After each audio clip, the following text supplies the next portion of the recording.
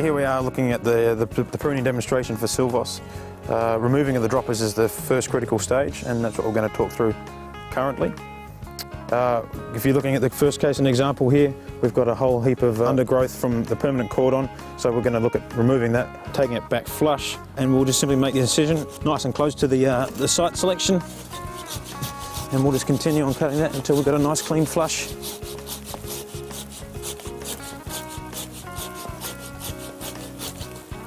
Just like that.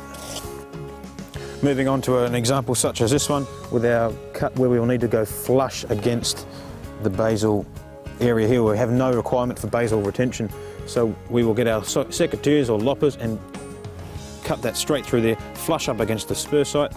This will enable there to be no lateral growth out this side, but vertical growth up in the middle of the spur site, which is what we want for spur retention for the following season. All we will simply do is come along to our spur site and get in nice and tight. Simply remove the dropper like so, tightening up the top and the bottom so it simply falls off, just like that. The flush cut here, we're going to simply just put the loppers in as tight as close as we can to the permanent cordon, one tight snip and a flush cut nice and close to the cordon like so. Just making some smaller incisions on the droppers makes life a lot easier by pulling out, not whacking yourself in the face. Up the dropper like so, work my way up, back to the permanent cordon. Now it's nice and easy to pull out.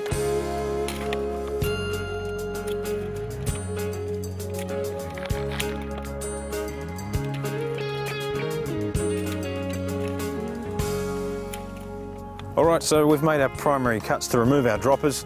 So simply now we're just going to come through, strip out as much of this cut material out as possible.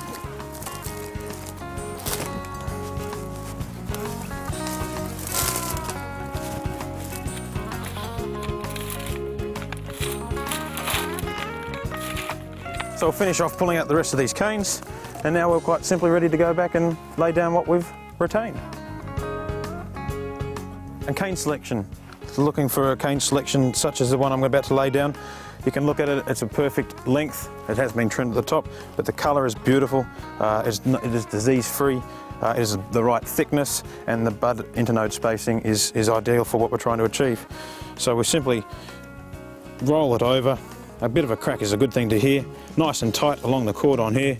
So we're going to take our stocking tie, we're going to create a bollard out of this bud, which is one bud above the Sylvoz wire. Simply wrap around and through. We come down under the wire, around the shoot, and again a complete circle around the shoot. We're going to grab the top of this side and under and through, and we're going to do that twice just to ensure we've got a good anchorage onto the wire, and that is not going anywhere. And finally just trimming up the tops and making sure we take the rackie off. Moving on to the next one. We're going to get it nice and close over the cordon, give it a bit of a crack's always good. Manoeuvre it into position, not around the bollard we're going to create, down and around, fully around, and like so. Like so.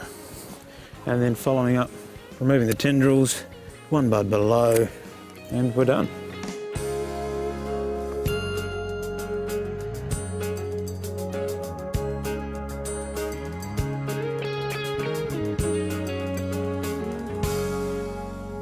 Okay, so we've got our 2 droppers per arm for what the vineyard manager has prescribed to us. We're going to go through and take off any of the unders as we spoke about previously, like so.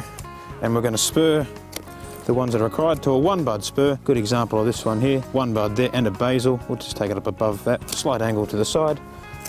We can look at this first spur here. We've got basal and 1 bud retention, and on the spur next to it we've got basal and a bud retention with an adequate space of 4 or 5 fingers width. That's probably the minimum you'd want to go for a spur retention on Sylvoz. We've got another single spur site here with 1 basal and 1 bud, filling up the requirement there. Again, we've got a big fist space there, which is ideal. 1 bud spur, 1 bud spur. Take that to the primary cordon, like so. That's that side of the vine done, and move on to the other half.